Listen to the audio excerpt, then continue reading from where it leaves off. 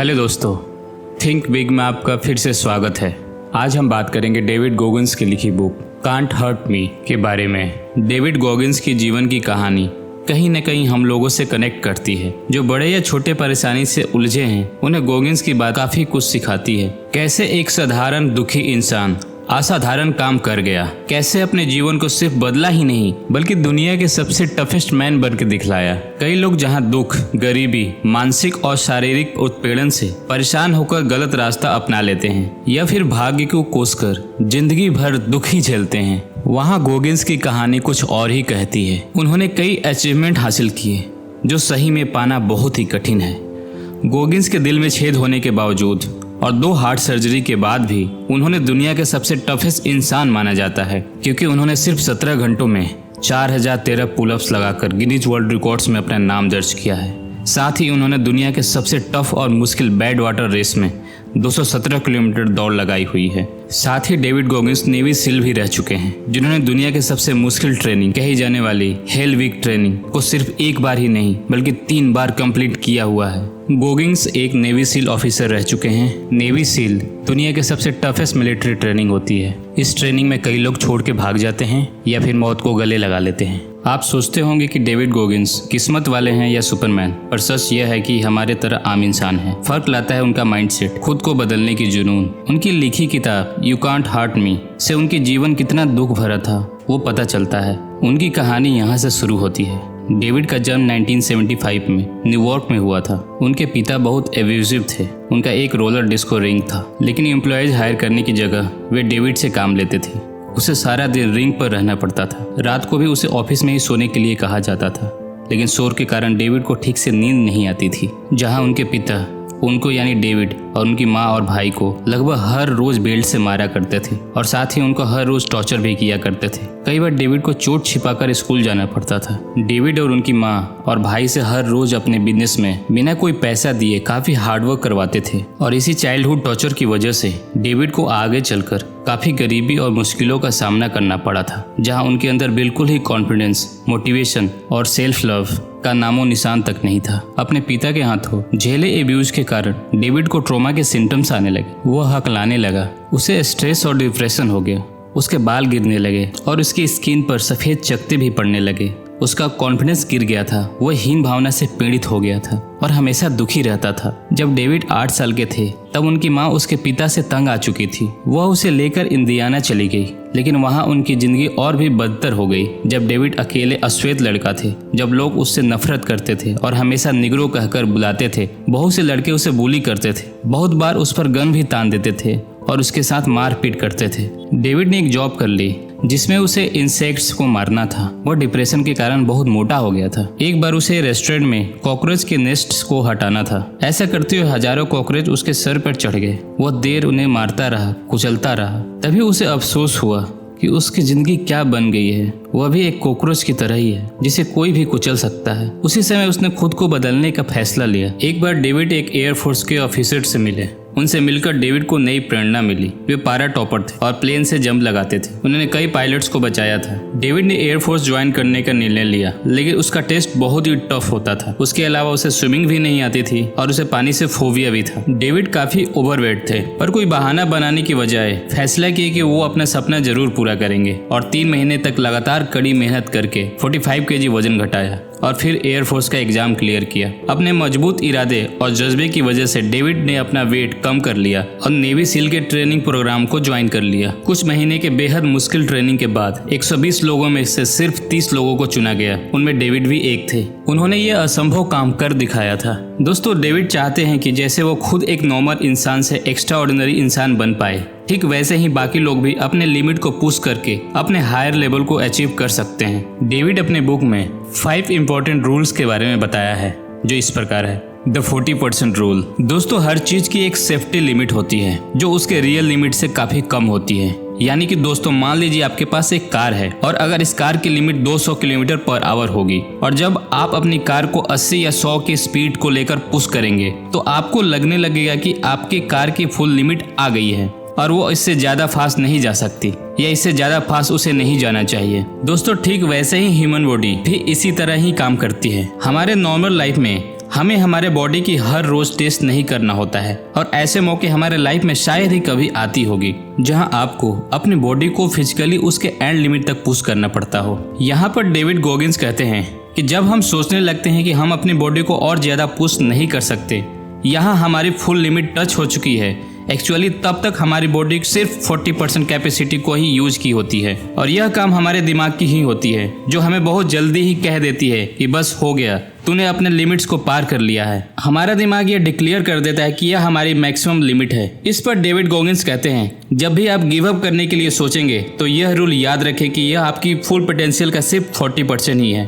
और असल में आपका फुल पोटेंशियल इससे काफी ज्यादा है और आपके पास अभी भी काफी ज्यादा एनर्जी बाकी है। दोस्तों, अगर हम अपने गोल्स को सच में अचीव करना है तो हमें अपने फुल पोटेंशियल को जानना हमारे लिए सबसे पहला स्टेप्स है। इसी रूल को इम्प्लीमेंट करने के लिए हम इंक्रीमेंटल रूल का इस्तेमाल कर सकते हैं। दोस्तों, इंक्रीमेंटल रूल यानी कि हमें हर रोज खुद को कल से एक कदम आगे पुश करना होता है। उदाहरण के लिए, अगर आप हर दिन 5 किलोमीटर की दौड़ लगाते हैं, आपको अगले दिन सिर्फ एक कदम आगे बढ़ना है, यानी कि आपको अगले दिन 6 किलोमीटर ही दौड़ने की कोशिश करनी है और उससे अगले दिन 7 किलोमीटर दौड़ की कोशिश करनी है।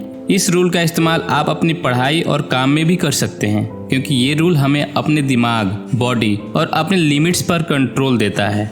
Number 2, the accountability mirror. David Goggins कहते हैं कि अगर हमें अपने गोल्स को रियलाइज करना है तो हमें खुद को टफ बनाना पड़ता है।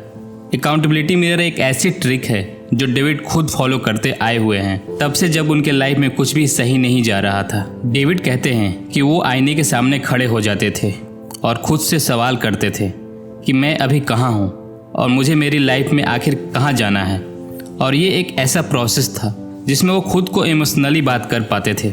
कई बार वो खुद पे ही चिल्लाया करते थे और ऐसे ही खुद से बातें किया करते थे ये जानने के लिए कि आखिर उन्हें लाइफ में करना क्या है। ये फर्स्ट एक्सपीरियंस के बाद डेविड काफी बदल गए थे और दूसरे लोग उनके बारे में क्या सोचते हैं इस बारे में उन्होंने सोचना ही छोड़ दिया था। इसके साथ एक और बदलाव उन्होंने ये किया कि वो अब अपने सारे गोल्स को एक पोस्ट नोट पर लिखकर आईने पे चिपका देते थे, जिससे कि जब भी वो आईने से बात करते थे तब खुद को उन गोल्स के लिए उत्तरदायी मानते थे। डेविड आज तक इस हैबिट को फॉलो करते आए हैं। दोस्तों, डेविड के अकॉर्डिंग अगर हम भी इनकी इस अच्छी आदत को फॉलो करेंगे तो हमारे लाइफ में भी क्लियरिटी, पर्पस और मोटिवेशन आएगा। लेकिन एक चीज हमें समझने की आवश्यकता है और वो है कि अकाउंटेबिलिटी मिरर को फॉलो करने के लिए यह बात का होना जरूरी है कि हम खुद से हमेशा सच बोलें, न कि झूठ। क्योंकि अगर हम खुद से झूठ बोलते रहेंगे तो वो गोल्स रियलाइज करने के लिए कोई भी पर्पस नहीं मिलेगा। इसलिए रोज सुबह आईने के सामने आकर खुद से बातें करें और आईने पर अपने गोल का पोस्टेड नोट्स लगाएं। अपने आप को याद दिलाओ कि आप कौन हैं और आपको अपने लाइफ में कहाँ जाना है। Number 3, bring your best when you feel your worst. दोस्तों, जब हम अपने लक्ष्य को प्राप्त करने के लिए आगे बढ़ते हैं तो वो यात्रा काफी मुश्किल सी होती है और ये एक ऐसा फिजिकल चैलेंज होता है जिसमें हमें खुद से जीतना होता है इससे पहले कि हम किसी और को हराएं। इसका ये भी मतलब होता है कि ऐसे सवाल जो हमारे दिमाग में बार बार आते हैं उनके जवाब हम पता कर पाएं। मैं आपको एक एग्जांपल देकर समझाता हूँ। जैसे कि मैं जिस जगह पे हूँ और जिस सिचुएशन में हूँ, मैं यहाँ पर क्यों हूँ और ऐसे कई सवाल और इसका जवाब रेडी होंगे तो इससे मदद लेकर हम एक फास्ट डिसीजन ले सकते हैं। ये जानना बहुत ज़रूरी है कि अगर हम किसी चीज़ के लिए लड़ रहे हैं तो क्यों लड़ रहे हैं और ये भी एक्सेप्ट करना कि समय अच्छा हो या बुरा बीत ही जाता है तो उसे खुशी खुशी आते और जाते देखो और ऐसे से ही ओवर टाइम में आपका कॉन्फिडेंस बढ़ेगा और आप में एक नई पावर आएगी। डेविड बस इतना कहते हैं कि जब भी आपको लगे कि आप हार गए हैं तो ऐसे टाइम में आप हार्ड वर्क करेंगे और आप अपनी खोई हुई एनर्जी को दोबारा वापस पा सकते हैं और जैसे ही आपको मोमेंटम मिलेगा तो आपके पास मौका आएगा जिससे आप अपने ओपोनेंट्स का भी कॉन्फिडेंस ब्रेक कर पाएंगे। इसीलिए किसी भी टाइप के इम्प्रूवमेंट के लिए आपको ऐसी कमिटमेंट दिखानी पड़ेगी जिससे कि आप अपने बुरे समय में भी अपना बेस्ट देने के लिए एकदम रेडी हो। Number 4, callous your mind. दोस्तों, हम जानते हैं कि डेविड गॉगिंस एक एंडोरेंस एथलीट रह चुके हैं और इसके लिए फिजिकल स्ट्रेंथ से ज़्यादा मेंटल स्ट्रेंथ की ज़्यादा ज़रूरत पड़ती है। दोस्तों, डेविड ने इसी मंत्र का उपयोग करके अपनी मेंटल स्ट्रेंथ को बिल्ड किया हुआ है। अगर हम कोई भी ऐसा काम करते हैं जिससे हमारा स्क्रीन पर फ्रिक्शन आए तो हमारी स्क्रीन टफ हो जाती है। बिल्कुल वैसे ही जैसे जिम में हमारी मसल स्ट्रेंथ टफ हो जाती है, हमें हमारे माइंड को भी ठीक ऐसे ही ट्रीट और ट्रेन करना होगा। डेविड खुद ऐसे ही सिचुएशन में थे जब उनकी बॉडी पर काफी इंजरीज थी, लेकिन इसके बावजूद वे अपने विल पावर से आगे बढ़ते गए। दोस्तों, हमारे माइंड को टफ बनाने का सिर्फ एक ही तरीका है और वो है अपने माइंड को पेनफुल और डिसकंफर्टेबल सिचुएशन में डालना। दोस्तों, जब अपने माइंड को पेनफुल और डिसकंफर्टेबल सिचुएशन दोगे तो ऐसा भी टाइम आएगा जब आपके माइंड को पेनफुल और डिसकंफर्टेबल सिचुएशन की आदत पड़ जाएगी। तब आपके माइंड को डिसकंफर्टेबल सिचुएशन से कुछ भी फर्क नहीं पड़ेगा और आप उस सिचुएशन को आसानी से हैंडल कर पाओगे। हमें पेन से भागना नहीं चाहिए, बल्कि जानबूझकर पेन का सहारा चाहिए। इसको अपने ऊपर इम्प्लीमेंट करना आपके लिए फायदेमंद साबित होगा। जैसे जैसे आप अपने लाइफ में पेनफुल और डिसकंफर्टेबल सिचुएशन को डालते रहेंगे तो आपको पता चल जाएगा कि ओवर द टाइम पीरियड्स ऐसे सिचुएशन को हैंडल करना सीख गए होंगे। Number 5, the cookie jar. David Goggins कहते हैं कि आप अभी कैसे भी सिचुएशन से गुजर रहे हो, हमारे अंदर एक कुकी जार होता है। इस कुकी जार से आप ऐसे मेमोरीज और अनुभवों को निकाल पाओगे जो आपको याद दिलाएगी कि ऐसा टाइम जब आपको अपने प्रॉब्लम से लड़कर सफलता हासिल हुई होगी। कुकी जार मेथड का इस्तेमाल करने के लिए आपको अपने पास्ट के एक्सपीरियंस और सक्सेस और अचीवमेंट की पूरी लिस्ट बनानी होगी। ये लिस्ट आपका एक पर्सनल कुकी जार है। जब आप कोई डिफिकल्ट काम करने जा रहे हो तो आपका माइंड गिव अप करने के लिए सोच रहा हो, तो आप अपनी कुकी जार से एक ऐसे अनुभव निकाल सकते हो जहां से आपको अपनी अचीवमेंट याद आ जाए। इससे आपको और ज़्यादा मोटिवेशन मिलेगी और इस कुकी जार मेथड से आप अपनी पुरानी प्रॉब्लम भी याद करेंगे और वो याद करके आप अपनी करंट की प्रॉब्लम को देखेंगे, उसके साथ कंपेयर करेंगे। इससे आपको पता चल जाएगा कि आप अभी के प्रॉब्लम आपकी पास्ट की प्रॉब्लम से कितनी सिमिलर होती है। कोई भी चैलेंजेस में आपका माइंड कॉन्स्टेंटली इवेल्युएट करता है कि आप अपने लक्ष्य से कितना दूर हैं और आपके माइंड में इतना पावर होता है कि आपको कन्विंस कर सके कि आप उस काम में कोई ताकत नहीं डालें। और अगर आप इस निगेटिव सोच से जीत सको तो अपने गोल को हासिल कर सकते हैं, भले ही वो गोल आपसे कितना ही दूर क्यों न हो। आप इस टेक्निक को टाल मटोल करने की आदत को भी दूर करने के लिए भी कर सकते हैं। डेविड गोगिंस कहते हैं कि इस मेथड का यूज करके आप कुछ भी अचीव कर सकते हैं। हमारा माइंड हमें काफ़ी डराता है और अपने पोटेंशियल से लड़ने नहीं देता है, लेकिन कुकी जार मेथड का इस्तेमाल करके हम अपने पास्ट की अचीवमेंट से अपनी फ्यूचर की अचीवमेंट को हासिल कर सकते हैं। तो दोस्तों, ये थी can't hurt me book summary. आप सभी को कैसा लगा कृपया हमें कमेंट्स करके ज़रूर बताएं और वीडियो इन्फॉर्मेटिव लगी है तो लाइक कीजिए और ऐसे ही वीडियो देखने के लिए चैनल को सब्सक्राइब कीजिए। मैं ऐसे ही वीडियो आपके लिए लाता रहूँगा। उठना उम्मीद उड़ान। मैं हूँ चंदन, साइनिंग ऑफ।